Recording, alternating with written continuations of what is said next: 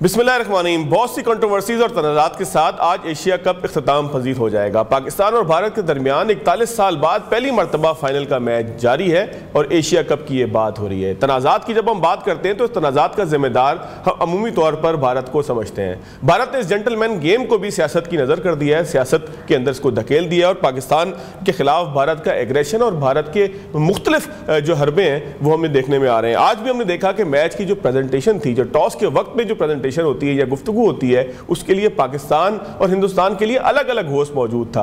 यानी कि हिंदुस्तानी होस्ट पाकिस्तान से बात करने के लिए तैयार नहीं था। खिलाड़ियों को कितना असर पड़ता है इस तमाम सूरत हाल का, क्या मामला आगे बनेंगे, क्या क्रिकेट इसी तरीके से सियासत की नज़र होती रहेगी, क्या क्रिकेट के अंदर इसी तरीके से कंट्रोवर्सी आती रहेंगी, बड़ा अहम सवाल है। साथ साथ मैच के ऊपर भी बात करेंगे। ज़ाहिर है फाइनल मैच है, पाकिस्तान हमारा मुल्क है, टीम हमारी जैसी भी हो, हमारे तमाम के तमाम जो पाकिस्तान के साथ जज्बात हैं, मोहब्बत है वो और दुआएं हैं वो पाकिस्तान के लिए। मेरे साथ मौजूद है शुएब जट साहब, सीनियर सहाफ़ी हैं, तज्ज़ियाकार हैं। शुएब जट साहब बहुत शुक्रिया आपके वक्त का। साथ साथ में ज्वाइन किया है तौसीफ अहमद साहब ने, साबिक टेस्ट क्रिकेटर हैं। तौसीफ साहब आपका भी शुक्रिया। तौसीफ साहब सर आप ही बताइएगा, आप बड़े अरसे से क्रिकेट को फॉलो कर रहे हैं, देख रहे हैं, बहुत तारीखी जो है वो आपका क्रिकेट के अंदर एक किरदार रहा है कि आप खेलते रहे पाकिस्तान के लिए, बहुत पुरानी बात है। हिंदुस्तान के साथ ताल्लुकात सर कोई पहली दफ़ा ख़राब नहीं हुए, जंगें 3 हो चुकी हैं पाकिस्तान की, अगर इसको हम काउंट करें तो फिर ये चौथी जंग हो जाएगी। 71 की जंग, 65 की जंग, कारगिल की जंग और चौथी जो है वो ये मार्का हक। इन 4 जंगों के अंदर हिंदुस्तान का इस जंग के बाद जो रवैया है, या तो पिटाई ज़्यादा लग गई है या हालात मामलात ऐसे हो गए कि हिंदुस्तान का मीडिया और जो तमाशाई हैं उनके ऊपर बड़ा प्रेशर है।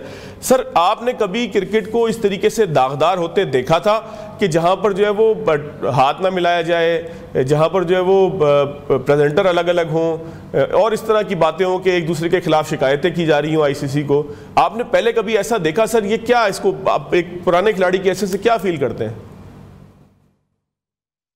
देखिए ये तो एक एक्सट्रीम पे चली गई है चीज, और अगर मैं सच बताऊं तो हम मुझसे ज्यादा मैंने तो बहुत ही इंडिया में भी जाके खेला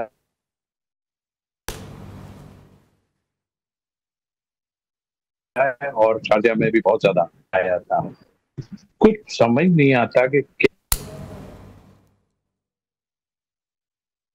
क्या प्रॉब्लम है। ये थोड़ी अर्से पहले से ये था, वो इंडिया ही है, उसमें ये नहीं कि पाकिस्तान, अगर पाकिस्तान की कोई चीज होगी तो जरूर उस पर बात करेंगे हम, लेकिन हमेशा इन्होंने यही सिलसिला किया है।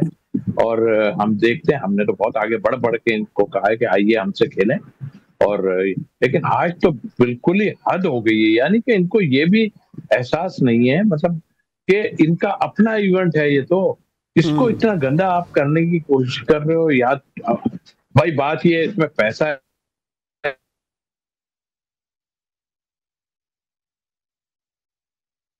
इतना ही नहीं है। मुझे तो लग रहा है ये होता था वहां पे, हमने इंडिया में जाके इनको हराया 5-1, हमने वनडे हराया और फिर टेस्ट मैच हराया जाके, मगर इस तरह की कभी भी कोई वो नहीं होती थी ऑनेस्टली। और थोड़ी बहुत अंदर जो होती है वो तो स्लेजिंग पहले होती थी, और ऐसा कुछ भी नहीं, अब तो इतनी कुछ हो गया कि आप जरा सा कुछ करते हैं तो, लेकिन ये तो फाइन करने में भी अब आईसीसी का किरदार जो है वो बिल्कुल जीरो। का मतलब ये है कि अंडर इंडिया है वो आप लोग, और दूसरी टीमों को भी इस पे हैरत है मुझे कि ये। तौसीफ साहब मैं आपकी आवाज़ ठीक से सर सुन नहीं पा रहा, मैं ज़रा अपने टेक्निकल के दोस्तों से कहूँगा ज़रा इसको बेहतर करें। मैं जब तक शुएब जट साहब से जो है वो कुछ बात करूँ। शुएब साहब 65 या 64 रन हुए 8 ओवर के अख्ताम पर और कोई खिलाड़ी पाकिस्तान का आउट नहीं हुआ। अभी अक्षर पटेल की हमने देखा कि लाठीचार्ज उस पर हुआ है, 2-3 उसको बाउंड्रीज लगी हैं। अब शुएब क्या सेफ स्कोर समझते हैं आज, पिच के बिहेवियर को कैसा देखते हैं, और फिर पाकिस्तान का टॉस हार जाना, पहले बैटिंग पाकिस्तान की, क्या ये पाकिस्तान की फेवर में गया है या नुकसान होगा इसका? क्या हम डिफेंड कर पाएंगे जो भी टोटल दे इंडिया की बैटिंग लाइन को देखते हुए?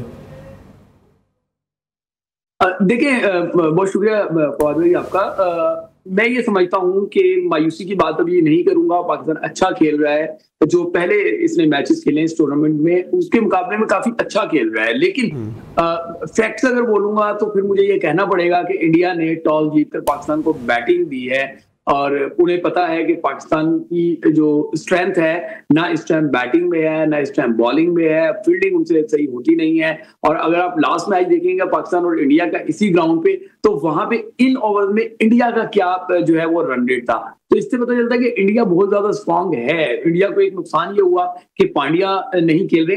ये मैच आगे बढ़ेगा, मजीद दिलचस्पी होगी। अभी तक साहिबजादा फरहान जिस तरीके से चौके छक्के लगा रहे हैं, तेज खेल रहे हैं, लेकिन दूसरी जानिब से शायद उनको वो सपोर्ट नहीं मिल रही। इंडिया को आप देखें कि शुभमन गिल खेलते हैं, साथ वो खेलते हैं अभिषेक शर्मा, वो दोनों तेज खेलते हैं। और इस ग्राउंड पे हमेशा बैट्समैनों को फेवर मिलती रही है और अभी भी मिल रही है। पाकिस्तान ने जब इंडिया को हराया था, जिसका हम बार बार जिक्र करते हैं, 10 विकेटों से 152 रन बना के, उस मैच में भी आप देखेंगे दूसरी बारी में इंडिया की बॉलिंग जो है वो एकदम यूजलेस किस्म की लग रही थी, बगैर दांतों के शेर वाली बॉलिंग लग रही थी। हालांकि वो ही बॉलिंग, चले छक्का लगा दिया फखर जमान ने। आप कह रहे थे ना सपोर्ट नहीं मिल रही, तो अभी अभी आपकी गुफ्तगू जब आप ये बात कर रहे थे तो फखर जमान ने पहला छक्का लगाया, उनसे बाउंड्री लग नहीं रही थी। नहीं फवाद, मैंने ये नहीं कहा कि, हाँ ये जरूर कहा था मैंने कि फखर से सपोर्ट नहीं मिल रही, और अब आपने बता दिया कि छक्का लग गया, बड़ी अच्छी बात है। लेकिन इस विकेट में मैं समझता हूं कि 180 स्कोर भी सेफ नहीं होगा। पाकिस्तान को कुछ बड़ा करना होगा, क्योंकि 180 स्कोर सिर्फ आप ये ना देखें कि दूसरे की स्ट्रेंथ, आप अपनी वीकनेस भी देखें कि आपकी बॉलर भी वो परफॉर्म नहीं कर पा रहे। शाहीन अफरीदी से जो तवक्कुआत हैं शायद वो उन पे उतना पूरा उतर नहीं पा रहे बड़े मैच में जाके, जो हम उनसे तवक्को करते हैं। और बाकी तो किसी बॉलर पे आप रिलाई कर ही नहीं सकते, ठीक है ना। इस मैच में आपने, आपका अलमिया ये है कि आपने अपने ओपनर को जबरदस्ती जो है वो बॉलर बनाने पे जो है वो तुल गए हैं, जिसकी वजह से वो बेचारा बैट्समैन भी नहीं बन सका, बैटर भी नहीं, बैटिंग। स्पिनर्स का पूल कम होगा ना, मजबूरन बनाना पड़ा है हमें। स्पिनर्स का पूल है हमारे पास इतना, सर इतनी मजबूरियां हैं, तो मैं समझता हूँ कि चेयरमैन क्रिकेट बोर्ड खुद वहां पर है, वही आ जाते, वही बॉलिंग करा लेते। वो विकेट उड़ाने में तो काफी माहिर है वैसे भी। मैं वैसा तौसीफ साहब से बात करूं। तौसीफ साहब, क्या सेफ टारगेट होगा यहाँ पे पाकिस्तान की बैटिंग लाइनअप देखते हुए? अब ज़ाहिर 9 ओवर तकरीबन हो गए हैं, 70-75 के करीब स्कोर है, 75 स्कोर है, तकरीबन 10 ओवर जो है वो उसमें से एक बॉल कम रह गई है, साहबजादा फरहान की 50 भी हो गई है। तो क्या स्कोर आपको लगता है तौसीफ साहब सेफ होगा यहाँ पे?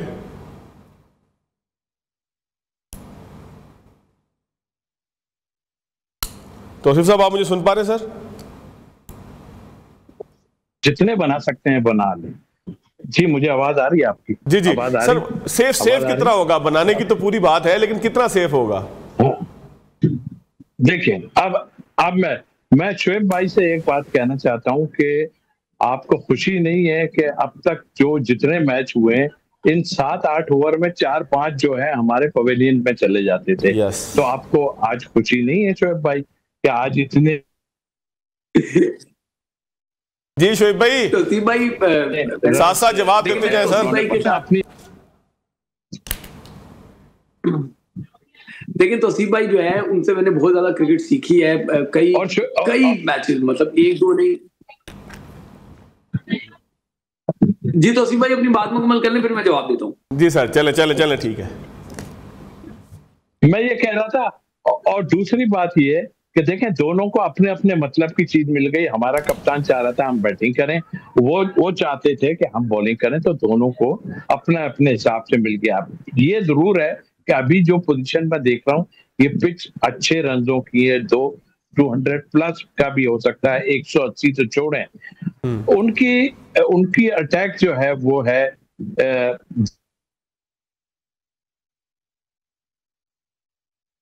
बैटिंग, और वो बैटिंग काफी ठीक, वो चेज ही ना कर सके। आई मीन 180 200 तक चला भी जाए, जिस तरह का अभी स्टार्ट मिला है हमें, मेरे हिसाब से तो 180 तो कहीं भी नहीं गए, वैसे ही कहीं नहीं गए, क्योंकि एक बेहतरीन स्टार्ट आपको मिल गया और एक विकेट भी आपका अभी नहीं गिरा है। तो उस लिहाज से मैं कहता हूँ कि ये लंबे स्कोर वाला मुझे मैच नजर आ रहा है। ये शोएब भाई की बात ठीक है कि वो चेस कर सकते हैं, बट एक स्कोर का जब प्रेशर होगा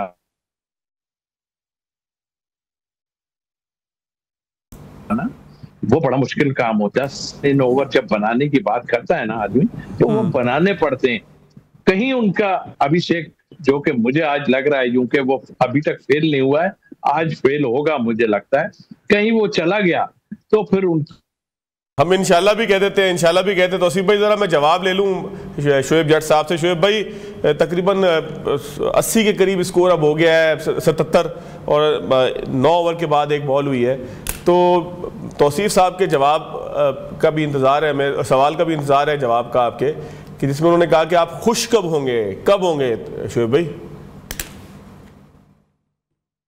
तौसीफ भाई जो है उनसे मैंने बहुत ज्यादा क्रिकेट सीखी है, एक नहीं दर्जनों नहीं, मैं समझता हूँ कि 20 मैच मैंने उनके साथ जो है वो लाइव देखे हैं, ग्राउंड में बैठ के, टीवी पे बैठ के, और बहुत सारी मैंने इनसे क्रिकेट सीखी भी है। बेंगलुरु टेस्ट के हीरो हैं, इंडिया को इंडिया में घुस के हराने वाले हैं।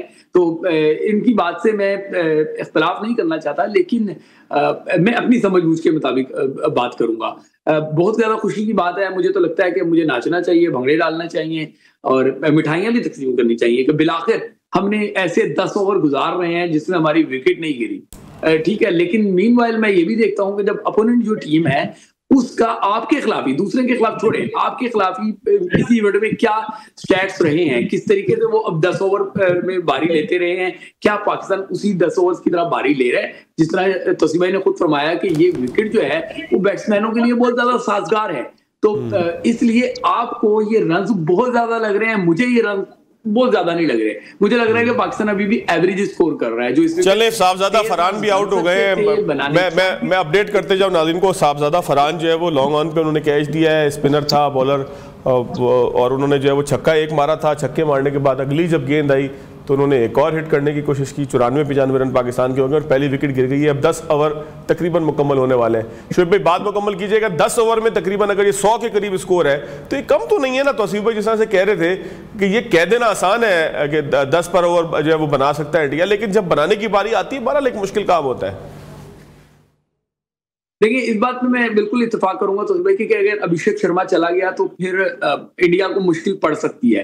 लेकिन मीनवाइल जब इंडिया की मैं बॉलिंग उसको फाइनल 11 को देखता हूं तो उनके पास तो 9वें-10वें नंबर तक बारी लेने वाले बैट्समैन मौजूद हैं। ऐसे बैट्समैन सारे के सारे ऐसे बैटर मौजूद हैं जो टेबल को टर्न कर सकते हैं। मेरी भी दुआ आपकी तरह यही है कि टेबल टर्न ना हो। पाकिस्तान जिस तरीके से अभी मैच में इन है, लीड कर रहा है, एंड तक ऐसा ही रहे।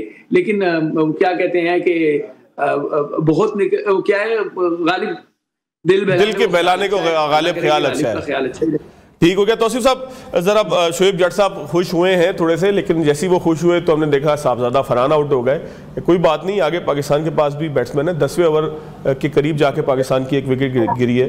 सर इस स्टार्ट को क्या हम ये समझ सकते हैं कि Pakistan back into the fight आ गया है? वरना हम ये देख रहे थे कि जिस तरह से आपने भी कहा 4-5 विकेटें गिरती हैं, तो क्या हम ये कह सकते हैं कि हमारी टीम का कॉन्फिडेंस जो है वो बहाल हुआ है? वरना काफ़ी अरसे से हम पिटते हुए देख रहे थे कि जो है वो हालात ख़राब ही थे। तो ये कॉन्फिडेंस बॉलिंग में भी नजर आ सकता है? देखिए, पहली बात तो हम ये कर लेते हैं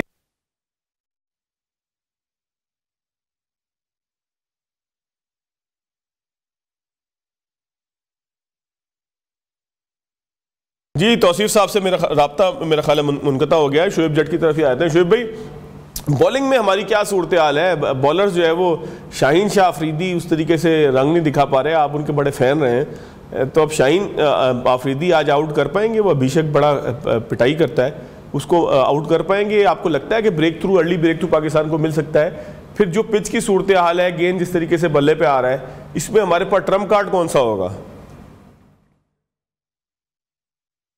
फवाद भाई, ट्रम्प तो आजकल गले पड़ जाता है। बात यह है कि आप बहुत ही ज्यादा शरारती हैं। मैं जर्नलिस्ट हूँ भाई, मैं किसी का फैन नहीं हूँ। वंस अगेन रिपीटिंग, मैं किसी का भी फैन नहीं हूँ, मैं एक जर्नलिस्ट हूँ। और भाई आपसे शरारत इसलिए करते हैं कि आप हमारे दोस्त हैं, उसकी तारीफ करूँ। आप हमारे दोस्त हैं, ये मैं खुलेआम कहता हूँ, ट्विटर पे भी कहता हूँ, लाइव टीवी पे भी कहता हूँ। आप हमारे दोस्त हैं, किसी को पसंद आए ना आए, तो ये दोस्ती के अंदर लिबर्टी आपसे लेता हूँ, आप बाद में कमल कर लें। और इस बात का एतराफ करने पर आपको जो डीएम आते हैं, जो आपको लोग महफिलों में मिलके, इवन आप यूएसए में थे, वहां भी लोग जो आपको कहते हैं, तो वो भी हमें पता ही है। लेकिन मैं नहीं चाहता कि आप स्क्रीन पे उसको दोहराएं। बात यह है कि मैं किसी का फैन नहीं हूँ। जो अच्छी क्रिकेट खेलेगा मैं उसकी तारीफ करूंगा, जब अच्छी क्रिकेट नहीं होगी तो मैं उस पर तनकीद करूंगा। मुझे याद है कि मैं बाबर आजम पे बहुत ज्यादा तनकीद भी करता रहा हूँ, और जब उन्होंने कभी जाके अगर उन्होंने कुछ इतना अच्छा भी किया हो तब मैं उनकी तारीफ भी करता हूँ। तो बहरहाल मैच पे वापस आ जाते हैं। इस मैच में आपने ट्रम्प की बात की, मैंने आपको बता दिया कि जी ट्रम्प गले पड़ जाते हैं। ट्रम्प के मामला नहीं है, मामला यहाँ पे है कि जो अच्छा परफॉर्म करेगा वो हीरो बन जाएगा, और अच्छा परफॉर्म कोई कर नहीं रहा। अब याद होगा कि लास्ट मैच में साहिबजादा फरहान ने, जिसको हम समझ रहे थे बहुत अच्छा किया है, लेकिन जब ओपोनेंट की बारी देखी तो फिर पता चला कि साहिबजादा फरहान ने अच्छा नहीं किया। आज फिर साहिबजादा फरहान एक अच्छी बारी लेकर चले गए हैं, लेकिन जब हम दूसरी इनिंग देखेंगे तो फिर हम फैसला करेंगे कि क्या इस विकेट पे ये बारी बेहतर है। अब दुनिया जो है वो 150 के प्लस स्ट्राइक रेट पे चली जाती है, ठीक है, और हम 129 130 के स्ट्राइक रेट पे शाबाश देने लग जाते हैं। इससे पता चलता है कि मॉडर्न डे क्रिकेट से कितना दूर है। पहले मुबारकबाद आपको ये देनी थी कि सैम अयूब ने पहला रन ले लिया है, यानी कि वो इस दफा अंडे पे आउट नहीं होंगे अगर वो आउट हो भी जाते हैं आगे 3-4 बॉलों पे। तो सिर्फ साहब सर, बॉलिंग में पाकिस्तान के पास ट्रम्प कार्ड क्या होगा? क्या चीज ऐसी होगी कि अगर वो क्लिक कर गई तो हम कहेंगे कि पाकिस्तान जो है वो सेफ है, स्कोर डिफेंड कर पाएगा? पहले तो मैं शोएब भाई को शाबाश पेश करता हूँ कि पहले से ही सारे फैसले दे देते हैं। वो सोचते भी नहीं है कि बाद में अगर कुछ उलट हो गया तो मैं कैसे बैकफुट पे जाऊंगा। ये बैकफुट पे नहीं जाते हैं, और मैंने देख ली इनकी आदत कि अभी भी वो जो है ना, आज इस वक्त तो खुश हो जाएं, इस वक्त हमारे रन बन रहे हैं, इस वक्त तो खुश हो जाएं, बाद में देखी जाएगी, वो तो हम देखेंगे कि क्या होना है। लेकिन शाबाश है शोएब भाई आप पे कि आप जो है एक चीज पे जब स्टैंड ले लेते हो, यानी जैसे बाबर पे आपने भी कहा स्टैंड ले रहा हूं मैं, और लिया है मैंने, तो आप स्टैंड ले लेते हो, आप इधर उधर नहीं रखते, क्योंकि मेरा ख्याल थोड़ा सा तो ख्याल करना चाहिए इस चीज में। अब हम कहते हैं देखिए ये इतना अच्छा स्टार्ट मिल गया है, अब आपको जो है वो डेफिनेटली 180 और 200 के करीब जाना चाहिए। और वो किस तरह जाएंगे आप? वो इसी तरह जाएंगे आपके पास, आप जाहिर है पावर प्ले खत्म हो गया, 10 ओवर हो गए, लेकिन आपको विकेट्स के सिंगल्स जिसे कहते हैं ना, हम जब जावेद मियांदाद कहता था ना कि सिंगल ले लो डबल ले लो तो लोग मजाक उड़ाते थे। स्ट्राइक रोटेट करते रहो, 4-4 5-5 रन, कोई अच्छी बॉलिंग भी करेगा जरूर, लेकिन विकेट थ्रो ना करो, इतनी ज्यादा विकेट। हाँ, लास्ट 5 ओवर्स में आप जाके अटैक कर सकते हैं अगर आपके पास 5 विकेट बाकी है या 6 विकेट बाकी है, तो उस तरह 180 रन अगर आप करेंगे तो ये मैं नहीं कहता, जाहिर है बैटिंग उनकी है, लेकिन 180-200 रन का प्रेशर बहुत ज्यादा होता है, चाहे कोई भी टीम हो। ठीक है, हमारी बॉलिंग ने हमें मैच जिताया, तो हम तो कह सकते हैं कि बाद में अगर इतने रन बन गए तो हम डेफिनेटली इसको पकड़ सकते हैं, और नहीं पकड़ेंगे तो इट मीन्स के समथिंग रॉन्ग। शोएब भाई हम मिलके जो है ना फिर बात करेंगे कि क्या खामियां हैं, क्या अच्छाई हैं, क्या बुराइयां हैं। अभी पाकिस्तान अच्छा खेल रहा है, अभी पाकिस्तान अच्छा खेला है। शोएब भाई 10 ओवरों में 88 रन है, तो आप टारगेट अब क्या प्रिडिक्ट करते हैं? क्योंकि अब मैं ब्रेक लूंगा तो प्रोग्राम फिर इख्तिताम की तरफ जाएगा, आगे फिर मैंने कुछ मईशत पे बात करनी है। आप प्रिडिक्ट क्या करते हैं आज के मैच के हवाले से? 10 ओवर में अगर 88 रन हो, 1 विकेट हो, वो भी अभी गिरी है। सैम अयूब आए, उन्होंने अपना खाता खोल लिया, 1-2 रन बना लिए हैं, और अभी जो है वो सैम अयूब ने एक ऊंचा शॉट मारा है जो कि चौके की तरफ चला गया है। तो क्या कहते हैं, पहला चौका भी मार दिया उन्होंने मेरा ख्याल है अभी तक की टूर्नामेंट का। देख लें हम छोटी छोटी खुशियों में कितना खुश होते हैं कि साइम अयूब ने रन ले लिया, साइम अयूब ने चौका मार लिया। और मैं आपको बता दूं कि तौसीफ भाई एज सिलेक्टर, एज कोच और एज सिलेक्टर और मैनेजर, उन्होंने बहुत ज्यादा पाकिस्तान के लिए हीरे तराशे हैं। ऐसे मौके पे जब पाकिस्तान में समझा जाता है कि क्रिकेट आगे नहीं बढ़ेगी, तौसीफ भाई ने मेरिट पे जाके खिलाड़ी सिलेक्ट किए, इसलिए मैं इनकी इज्जत भी करता हूँ, तारीफ भी करता हूँ। लेकिन यहाँ मुझे ये कहना पड़ेगा कि लग रहा है कि तौसीफ भाई दोबारा पीसीबी में सिलेक्टर बनने जा रहे हैं। अल्लाह ताला अपनी ज़बान मुबारक करे। बहुत ज्यादा मैं कहता हूँ जट साहब, अभी ना यहाँ पे मुझे बड़ा डिमांड आ रही है, ये पीसीआर में हमारे क्रिकेट के बड़े शौकीन बैठे हैं, बड़ा इस वक्त हंगामा है। वो ये कहते हैं कि शोएब जट साहब से आप रिक्वेस्ट करें, उनसे, आप उनके दोस्त हैं, आप उनसे जो है वो किसी तरीके से इल्तिजा करें कि वो आप खुश हो जाएं। तो हो रहे हैं आप खुश? आखिरी मिनट है बिल्कुल। सर जी, खुशी मैच के खत्म पे, इख्तिताम पे जरूर मनाएंगे कि पाकिस्तान अल्लाह करे जीते और हम इस सच को सच होता हुआ देखें। लेकिन मत भूलें, पाकिस्तान ने आज तक T20 में 250 नहीं बनाए और इंडिया T20 में 280 प्लस बना चुका हुआ है। चले, बहुत बहुत शुक्रिया शोएब भाई आपका, शोएब जट साहब आपका, तौसीफ साहब आपका। सर आपने वक्त निकाला, आज इतना अहम मौका है। सैम अयूब इस वक्त ठका ठक बाउंड्रीज लगा रहे हैं। मैच देखिए। जब फिर थोड़ी सी मीशत में हम बात कर लेते हैं तो आप जो है वो जो मीशत देखना चाहें वो मीशत देखें, जो मैच देखना चाहें मैच के लिए स्विच कर ले। इजाज़त दीजिएगा एक ब्रेक के बाद खुशामदीद। डॉक्टर शाहिद हसन सिद्दीकी मेरे साथ मौजूद है। मैच की बात तो अपनी जगह होती रहेगी, लेकिन डॉक्टर साहब से ज़रा मीशत का भी मालूम कर लें, क्योंकि मैच तो आज ख़त्म हो जाएगा। मीशत ने लॉन्ग टर्म में हमें मुतासर भी करना है, हमें खुश भी कर सकती है, नाराज़ भी कर सकती है, परेशान भी कर सकती है। डॉक्टर साहब बहुत शुक्रिया आपके वक्त का। डॉक्टर साहब इस वक्त जो आलमी मंजरनामा है, पाकिस्तान का सऊदी अरब के साथ एक मुआहदा है, बेशक के पहले भी मौजूद था, लेकिन अब एक फॉर्मल मुआहदा है। अमेरिका के अंदर हम देख रहे हैं कि कुछ ना कुछ पाकिस्तान को लिफ्ट मिल रही है, बातचीत हो रही है। एक आलमी मंजरनामे में पाकिस्तान एक अहम प्लेयर की हैसियत से है, स्ट्रेटेजिक महाज के ऊपर है, लेकिन इसको हम माशी फ़ायदे के हिसाब से कन्वर्ट कर सकते हैं। क्या ये पॉसिबल है? क्या ये दरवाज़ा मौजूद है? ये दरवाज़ा खुल सकता है? ऐसा हो सकता है डॉक्टर साहब? बेहद शुक्रिया और बहुत ही अहम आपका नुक्ता।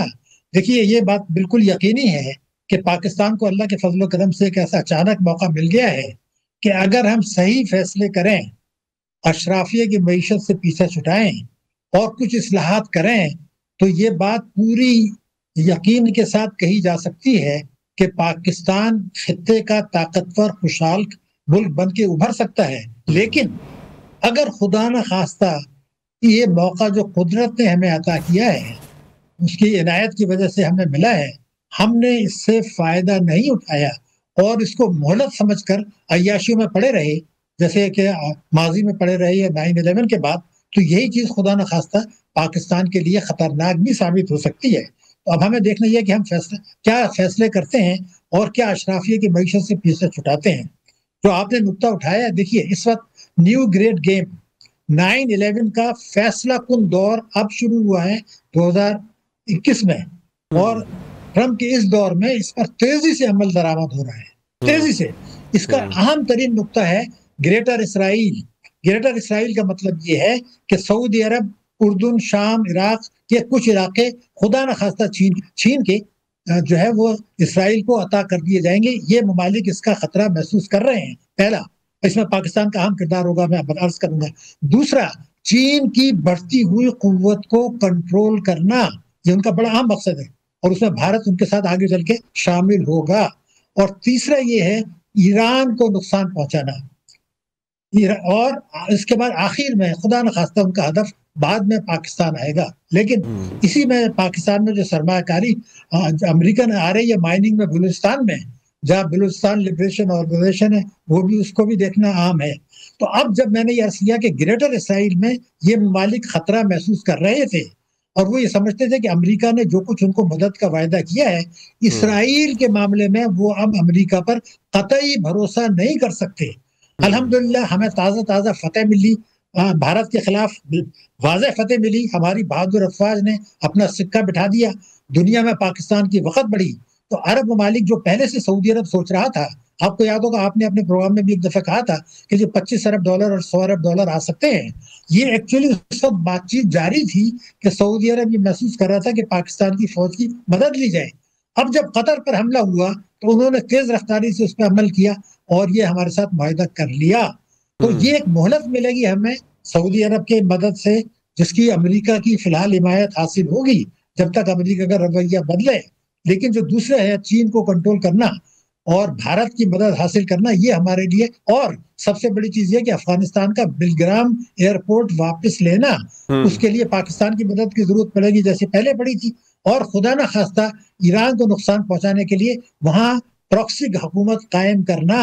तो जो बलूचिस्तान लिबरेशन आर्मी, जो दुनिया की बदतरीन दहशतगर्द तंजीम है, जिसको बाहर की हिमायत हासिल है, जो बलूचिस्तान में दहशतगर्दी कर रहे हैं, दुनिया तस्लीम कर रही है, और अफवाज पाकिस्तान और पुलिस और अवाम कुर्बानी देख के उनको कुचल रहे हैं। मुझे खदशा ये है कि अमेरिकन को वहां अगर इजाजत दे दी गई तो मसले पैदा हो सकते हैं। इन तमाम सूरत हाल में जैसे मैंने आपसे अर्ज किया कि हमें मोहलत मिली है कुदरत की तरफ से, सऊदी अरब से मुआहदे से ये एक मोहलत मिली है और पाकिस्तान का वकार बुलंद हुआ है। अब सारा फैसला इस चीज के ऊपर होगा कि हम इससे फायदा क्या उठाते हैं। अगर 25,000 अरब रुपया सालाना जो टैक्सों की चोरी हो रही है वो होती रहती है, तो इन ममालिक की मदद से हम यकीनन डिफॉल्ट से बचे रहेंगे, रोल ओवर्स के जो है होता रहेगा। ये खतरा आने वाले बरसों में नहीं है कि पाकिस्तान खुदा न खास्ता डिफॉल्ट कर सकता है, क्योंकि ऐसी कोई चीज आएगी तो पाकिस्तान ना अमेरिका की मदद कर सकेगा ना इनकी कर सकेगी। वो मोहलत हमें कुदरत से मिल गई।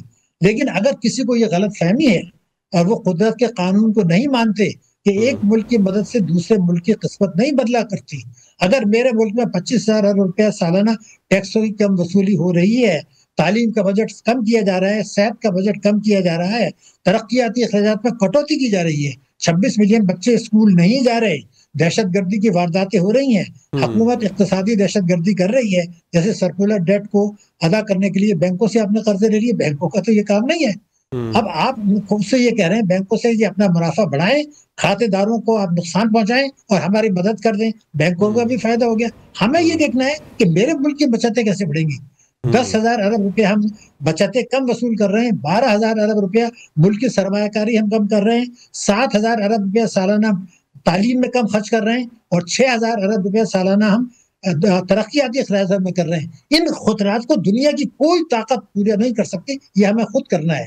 ये मदद दे सकती हैं, ये बिल्कुल वाज़ेह नक्शा मैंने आपको खींच दिया है और अल्टीमेटली हदफ इसका आखिर में खुदा न खास्ता इस्लामी जमहूरियत पाकिस्तान, उसकी ताकतवर फौज, पाकिस्तान का इस्लामी तशक्कुस और पाकिस्तान का बेहतरीन माले वकूफ, जिसकी सरहदें चीन से मिलती हैं, जिसकी सरहदें अफगानिस्तान से मिलती हैं, जिसकी सरहदें ईरान से मिलती हैं, जहाँ कई हजार अरब रुपए के मिनरल्स के डिपॉजिट हैं और ये सारी चीजें दुनिया की नजर में हैं।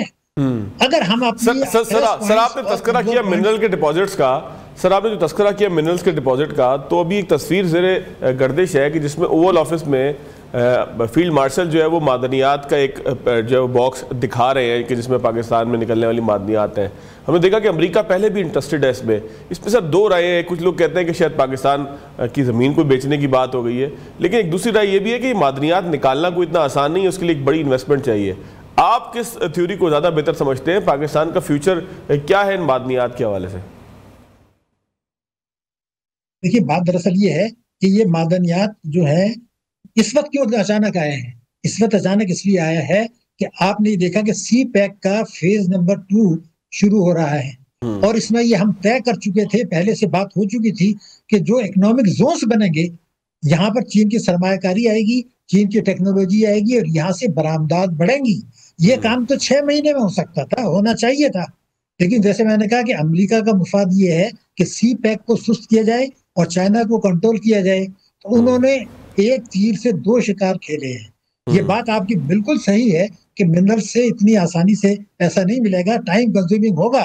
आपने रिपोर्टिंग देख लिया कि परेशान कुछ सरमायाकारी हुई है, हमें अभी तक तो कुछ नहीं मिला। ये जो वहां पर हैं कई हजार अरब की चीजें, ये आज की तो नहीं है, ये तो हमें जो है वो 1980 में भी पता था, 1990 में भी पता था, कोई नई बात तो डिस्कवरी नहीं हुई। लेकिन अमेरिका के मैं आपको बयान 2 बातें आज बताऊं पाकिस्तानी कौम के लिए। एक जमाने में जब 9/11 हुआ था तो अमेरिका ने ये कहा था कि पाकिस्तान ने जो हमारी मदद की है उसके नतीजे में पाकिस्तान एक ऐसा खुशहाल मुल्क बनेगा जहां जरूरियात जिंदगी की फरावानी होगी और ये कर्जों के बोझ से निजात हासिल कर लेगा और हम इसको मदद करेंगे तवानाई के शोबे में। एक ढिला भी नहीं किया और हमारे नुकसान हो गए। अब फिर एक फेज आ रहा है, अब हमें देखना है क्या मुसलमानों मोमिन को एक सुराख से 2 दफे डांसा जा सकता है। अमेरिका एक बड़ी कुव्वत है, हमें अमेरिका के साथ ताल्लुकात हर हालत में रखने हैं, लेकिन ना किसी दूसरे की कॉस्ट पर और ना इस पर के बलूचिस्तान में, जैसे मैंने आज दहशतगर्द जो रिपोर्ट्स आई हैं, दुनिया की बड़ी दहशतगर्द तंजीम है और मैं ISPR के बयानात हैं कि वो पाकिस्तान में दहशतगर्दी करा रहे हैं और वो बैरूनी मदद हासिल है। मुझे खौफ ये है कि अमेरिकी सरमायाकारी अगर वहां आती है, अमेरिका के एहलकार आते हैं, अगर वो ईरान को नुकसान पहुंचाने के लिए पाकिस्तान की सरजमीन इस्तेमाल करके इन लोगों को इस्तेमाल करते हैं और वहां पर ईरान में खुदा न खास्ता एक प्रॉक्सी गवर्नमेंट बनाते हैं जो कि इस्लामी जमहूरियत की जो हुकूमत है ईरान की, उसमें पैरल हुकूमत आ जाए तो उनके साथ हमारे ताल्लुकात खराब होंगे। दूसरे कि मेरा जो खौफ है वो ये है कि पाकिस्तान में दहशतगर्दी में जितनी कुर्बानियां हमने दी हैं, अमेरिका ने तो उसका 10% भी नहीं दिया, हमारी अफवाज ने दी है, हमारी पुलिस ने दी है, हमारी अवाम ने दी है। अब अगर एक और फेज शुरू होता है जो कि हो चुका है अब एक्चुअली, वो उसमें बलूचिस्तान लिबरेशन हाउस को कुचलने के बजाय अगर उनको कुछ इन्वेस्टर्स ने उनके साथ राब्ता कर लिया तो हमारी अफवाज पर हमें पूरा भरोसा है। लेकिन बहरहाल एक खदशा है जो मैंने इसका इजहार कर दिया।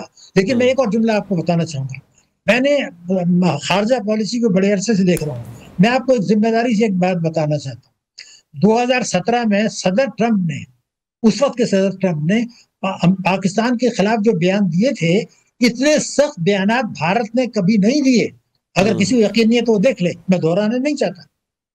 आज वो ये कह रहा है कि जी पाकिस्तान जो है हमारा दोस्त है, हमारे साथ जोराने हो रहे हैं, हमें जो आगे बढ़ के रिसीव किया जा रहा है। तो वो इसलिए कि उस वक्त भी उन्होंने ये कहा था कि अगर मुशर्रफ हमारी मदद नहीं करता तो हम अफगानिस्तान में कहीं के नहीं रहते, मतलब हम जंग हार जाते। और मेरा भी ये मान है, मैंने उस वक्त जो किताब लिखी थी दहशतगर्दी, उसमें यही था, अगर पाकिस्तान मदद नहीं करता अमेरिका अफगानिस्तान में हार जाता, हमारी वजह से जीता है।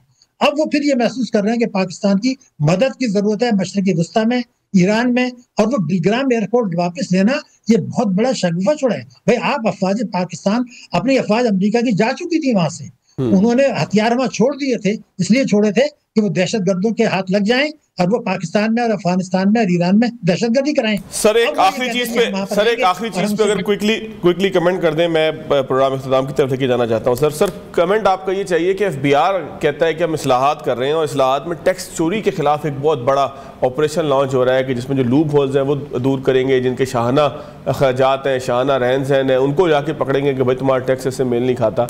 ये सर अमली तौर पर हो पाएगा? अशराफिया के ऊपर हाथ डल पाएगा, जिस अशराफिया की बात हो रही है जो अपनी ब्लैक दौलत को जाहिर नहीं करते?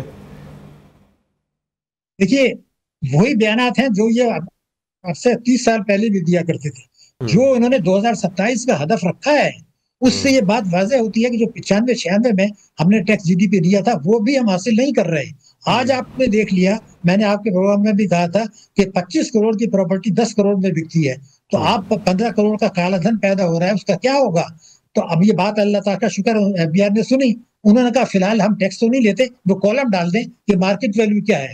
आज ऑर्डर इशू हो गया कि उस कॉलम को हटा दिया जाए। जी बिल्कुल, हम तैयार नहीं है।